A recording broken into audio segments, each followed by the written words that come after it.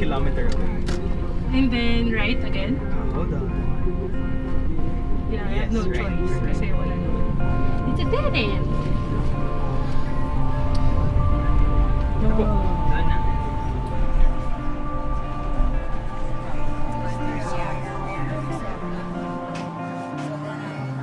Ano yung difference ng mapait?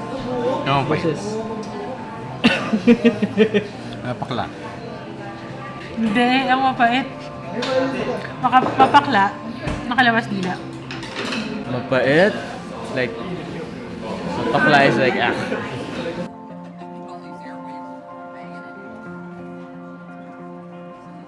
So, mapait is, in English, it's bitter, di ba? Parang nakakairita sa tongue. Mapakla is more drying. I do not agree with that. Hindi ba pag dry, it's astringent.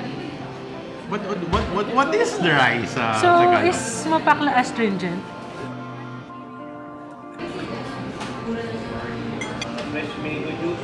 May dito space. Scratch. I don't believe you. Google, I don't believe you. Scratch. Oo nga eh, let's scratch. So, meron dito is acrid. Maaskad. Acrid in taste. Parang hindi siya taste.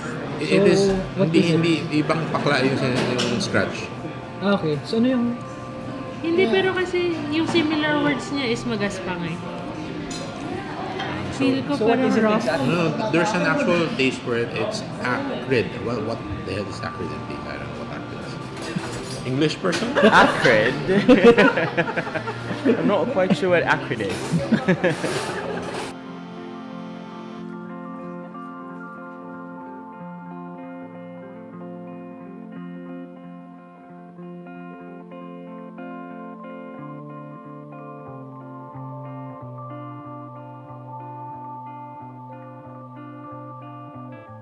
So, ang acrid having an irritatingly strong and unpleasant taste or smell. Synonyms: pungent, bitter,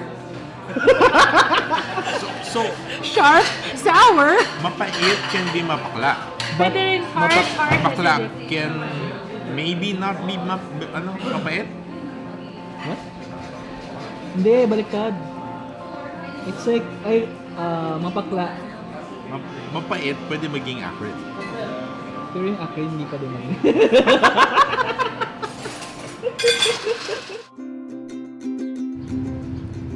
What's coffee? Mapait or mapakla? I would say mapait. How so? Ba't siya mapait? Ba't di siya mapakla? Kasi pait is bitter. And pakla is? Pakla is... Ano nga bang mapakla? Parang bitter. No? Pait is bitter. No, pait is Gano'n. pakla is. Gano'n. Pag hindi ka straight, pakla. Ano? Mapait, in English, is bitter. Bitter is a taste confined to the tongue. When mapakla happens in the entire mouth. It's an experience.